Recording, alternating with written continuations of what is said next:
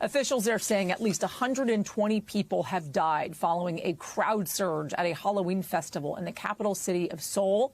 NBC's Raf Sanchez is joining us now with more on this story. Raf, this has just been really breaking in the last hour or so. The number has been increasing, it seems, by the minute. The details just devastating. Talk us through this. What do we know? Yasmin, the scale of the horror here is almost unimaginable. As you said, 120 people are confirmed dead. Another 100 are injured. Dozens of those injured are in serious condition. They are in hospital. So it's very possible that this death toll is going to rise in the coming hours. And Yasmin, these are largely young people. This was a Halloween festival. These are people in their 20s, largely, looking at the videos. So just an absolutely horrendous situation. Here's what we know. South Korean media is reporting that about 100,000 people showed up for this Halloween festival in downtown Seoul.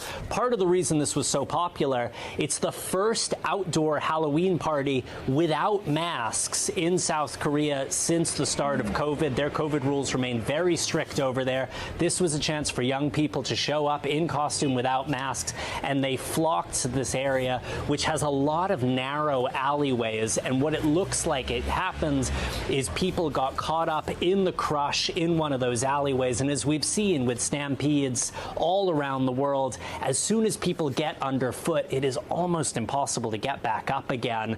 And that is how we have reached the death toll just as astronomically high as we have here. You can see from the video, the streets, the sidewalks are just covered with the bodies of the dead and the injured. And there is this awful rhythmic pumping as you watch the arms of these first aiders trying to administer CPR. Yasmin, South Korean media is reporting there are foreigners among the injured. We don't know their nationalities. We don't know if they're Americans who got caught up in this. But this is a downtown part of Seoul, which is popular not only with South Koreans, but with expats, with tourists, and with U.S. military personnel. There are 20,000 American servicemen and women stationed in South Korea. We will see over the coming hours if anybody was caught up in this.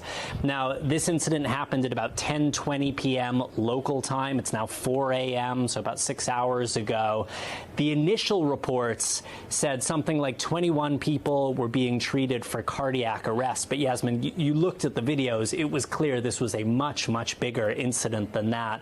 And you started to be able to tell from the response from the South Korean authorities that this was a major incident. The South Korean president convening an emergency meeting, the mayor of Seoul, who's in Europe right now, turning around, heading back to his city. Then we got that first report saying 59 people were killed, and then just in the last hour or so, that death toll doubling to 120, which is where we're at right now, Yasmin.